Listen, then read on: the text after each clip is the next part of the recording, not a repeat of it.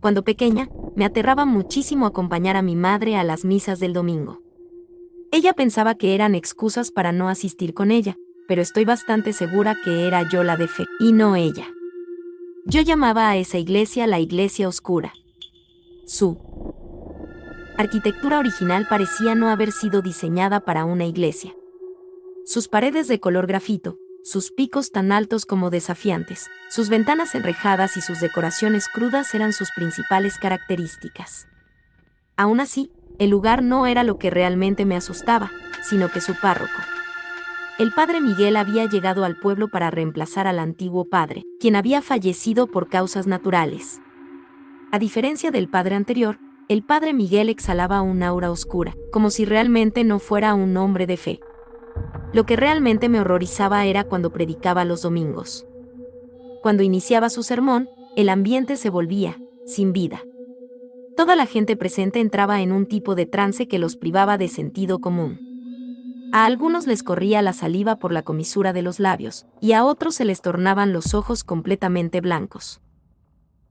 Aterrada, la mayoría de las veces que iba a misa mantenía los ojos cerrados y rezaba con todas mis fuerzas para que la misa terminara luego. Esto fue así por años hasta que llegó el momento de irme a la gran ciudad. Aquellas misas aterradoras y aquel hombre de dudosa fe parecían estar en el pasado. Por un tiempo, la normalidad había reinado en mi vida y la suerte parecía estar sonriéndome. Sin embargo, aquella normalidad se derrumbó como castillo de arena, tiempo después de que mi pequeña Angelita naciera. Mi madre parecía estar obsesionada con mi pequeña, hasta el punto de querer cortar su pelito para llevarse los mechones de pelo a su casa. Mis preocupaciones aumentaron durante la época de festividades, cuando mi madre nos invitó a mi marido, a mi pequeña y a mí a una cena familiar en su casa, allá en aquel maldito pueblo. Pensando que no haría daño ir para celebrar en familia, decidimos viajar al pueblo de mi madre. Al llegar, lo primero con lo que nos encontramos fue la iglesia.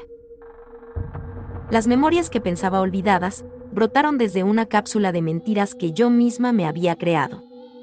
La ansiedad y el terror se intensificaron más cuando, al llegar a casa de mi madre, vi al padre Miguel sentado en el sillón.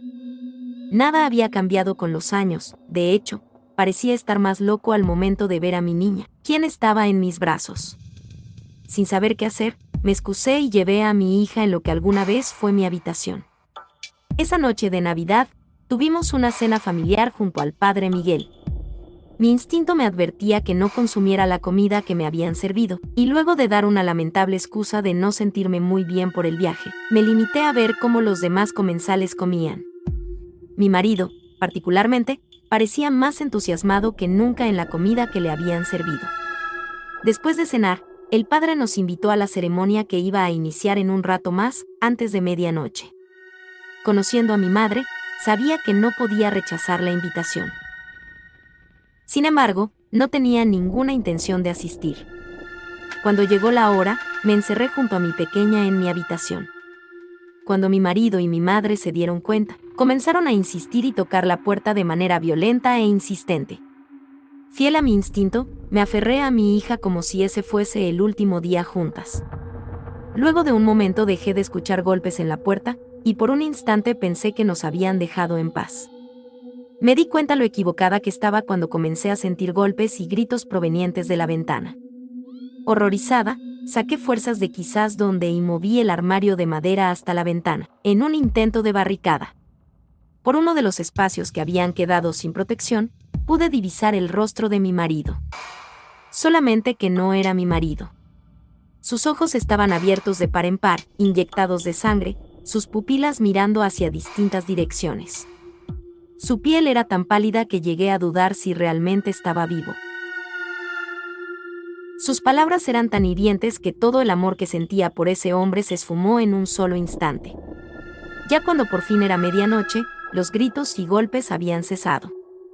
Aún así, para confirmar la seguridad de mi pequeña, no salía hasta el día siguiente, cuando la luz del sol comenzaba a iluminar todo. Al salir junto a mi pequeña, observé aterrada cómo de desordenada estaba la casa. Los muebles habían sido movidos, como si alguien hubiese estado buscando algo con total desesperación. Pero era el silencio lo que más llamaba la atención. No se escuchaba ni a un perro, ni conversaciones de vecinos, nada.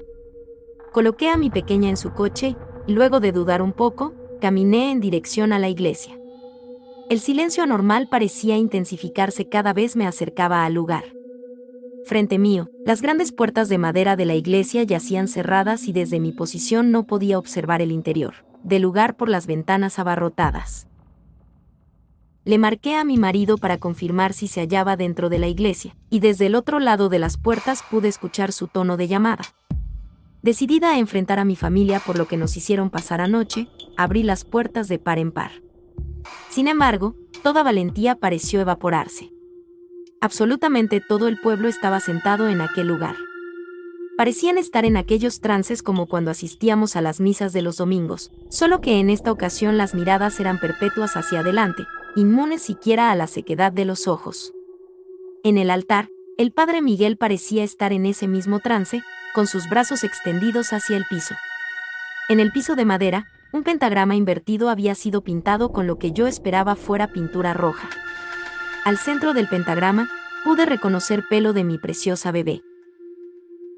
Ese descubrimiento pareció haber desactivado toda cordura en mí, tanto así que para cuando había recobrado el sentido, nos encontrábamos mi princesa y yo fuera de la iglesia, observando cómo era consumida por las llamas. La gente, encerrada en el lugar, gritaban de dolor y aullaban por auxilio. En mis brazos, mi hermosa pequeña reía a carcajadas, mientras observaba satisfecha lo que había sacrificado por ella. Ahora, éramos solo nosotras dos, y nadie nos podía detener jamás.